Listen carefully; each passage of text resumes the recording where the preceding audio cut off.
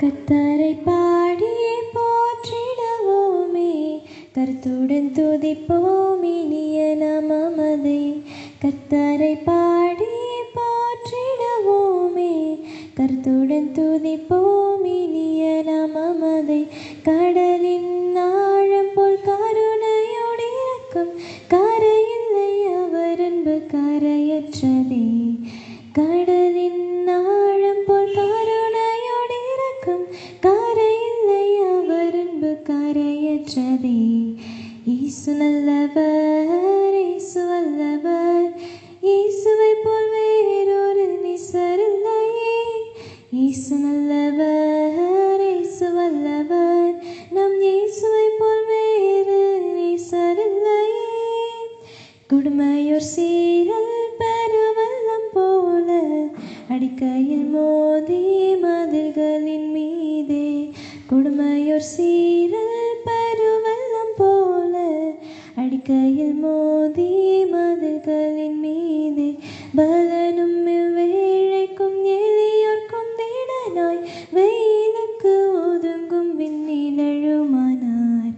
பலனும் வேலைக்கும் எளியோர்க்கும் திடனாய், வெயிலுக்கும் ஒதுங்கும் விண்ணிழலுமானார். இயேசு நல்லவர், இயேசு வல்லவர், நம் இயேசுவை போல் வேறு நேசர் இல்லையே. இயேசு நல்லவர், இயேசு வல்லவர், நம் இயேசுவை போல் வேறு நேசர் இல்லையே. போராட்டம் சோதனை நிந்தை அவமானம் கோரமாய் வந்தும் கிருபையில் நிலைக்க. போராட்டம் சோதனை நிந்தை அவமானம் கோரமாய் வந்தும் கிருபையில் நிலைக்க. தேவகுமாரனின் விசுவாசத்தாலே நான் ஜீவித்து சேவிக்க திடமளித்தார். தேவகுமாரனின் விசுவாசத்தாலே நான் ஜீவித்து சேவிக்க திடமளித்தார். இயேசு நல்லவர், இயேசு வல்லவர், நம் இயேசுவை போல் வேறு நேசர் இல்லையே. இயேசு நல்லவர், இயேசு வல்லவர், நம் இயேசுவை போல் வேறு நேசர் இல்லையே. கல்லும் முள்ளுகள் உள்ள கடின பாதையிலே கலக்கங்கள் நெருக்கங்களாக மதை வருத்த. கல்லும் முள்ளுகள் உள்ள கடின பாதையிலே கலக்கங்கள் நெருக்கங்களாக மதை வருத்த. எல்லையில்லா எதிர் எமக்கு வந்தாலும் வல்லவரே சுனம் முன் செல்கிறார். எல்லையில்லா எதிர் எமக்கு வந்தாலும் வல்லவரே சுனம் முன் செல்கிறார். இயேசு நல்லவர், இயேசு வல்லவர், நம் இயேசுவை போல் வேறு நேசர் இல்லையே. இயேசு நல்லவர், இயேசு வல்லவர், நம் இயேசுவை போல் வேறு நேசர் இல்லையே. சீயோனில் சிறப்புடன் சேர்த்திட இயேசு சீக்கிரம் வரும் நாள் நெருங்கி வந்திடுதே. சீயோனில் சிறப்புடன் சேர்த்திட இயேசு சீக்கிரம் வரும் நாள் நெருங்கி வந்திடுதே. முகமுகமாகவே காண்போமே அவரை, யுக யுகமாகவே வாழ்ந்திடுவோம்.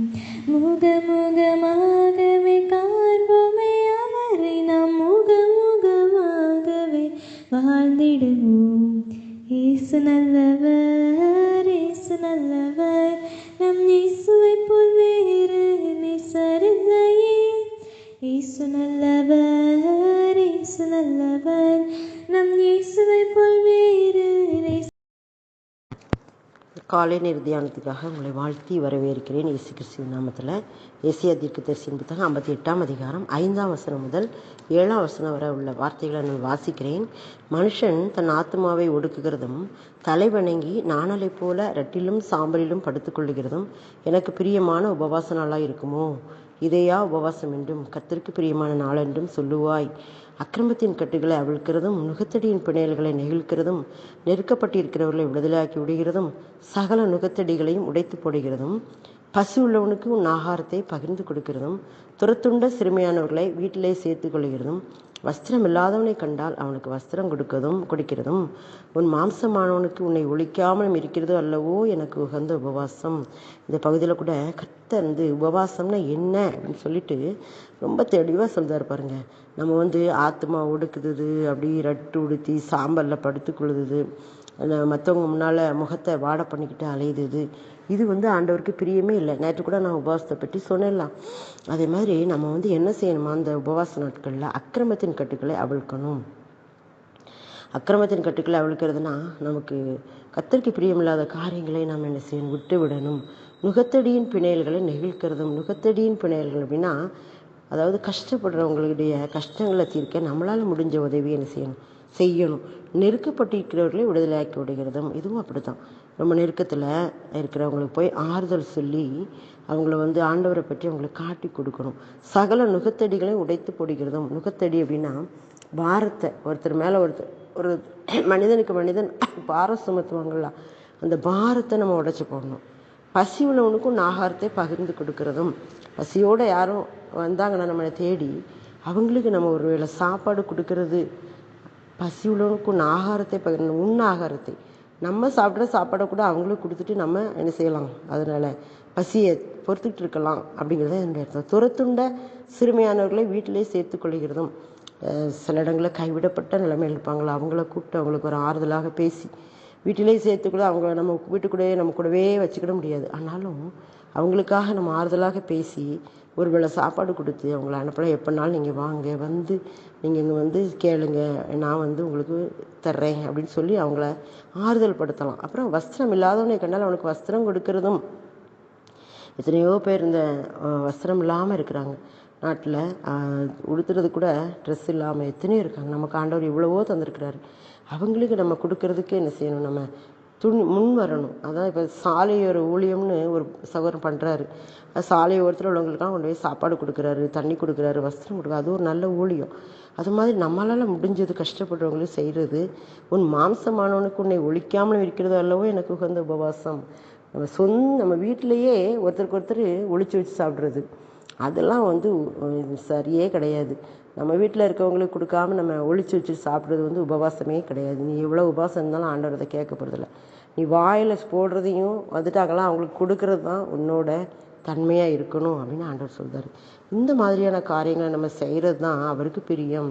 நம்ம அதை விட்டு போட்டு நம்ம நான் ஃபாஸ்டிங் இருக்கேன், நான் அப்படி இருக்கேன், இப்படி இருக்கேன், நான் பூ வைக்க மாட்டேன், கறி சாப்பிட மாட்டேன், நான் ஆலயத்துக்கு ஒழுங்காக போயிடுவேன் அப்படின்னு நம்ம எல்லாம் சொல்கிறோம். அதெல்லாம் செய்ய வேண்டியதான். ஆனால் அதை விட மேலானது இந்த மாதிரியான காரியங்களை செய்கிறது. அக்கிரமத்தின் கட்டுக்களை அவிழ்க்கிறது, நுகத்தடியின் பிணையர்களை நெகிழ்க்கிறது, நெருக்கப்பட்டிருக்களை விடுதலையாக்கி விடுகிறது, சகல நுகத்தடிகளை உடைத்து போடுகிறது, பசி உள்ளவனுக்கு ஆகாரத்தை பகிர்ந்து கொடுக்கிறது, சிறுமையானவர்களை வீட்டில் சேர்த்து கொள்ளுகிறது, வஸ்திரம் இல்லாதவனை கண்டால் வஸ்திரம் கொடுக்கறது, மாம்சமானவனுக்கு ஒழிக்காமல் இருக்கிறது. இதெல்லாம் நம்ம செய்யணும்.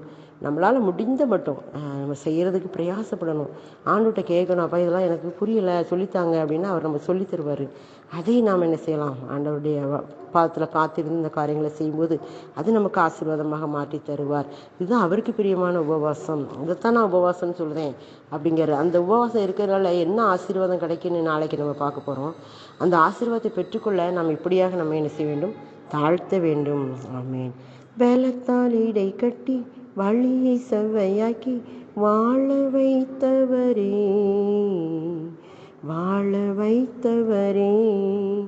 ஐயா சோஸ்திரம், இசையா சோஸ்திரம், ஐயா சோஸ்திரம், இசையா சோஸ்திரம்.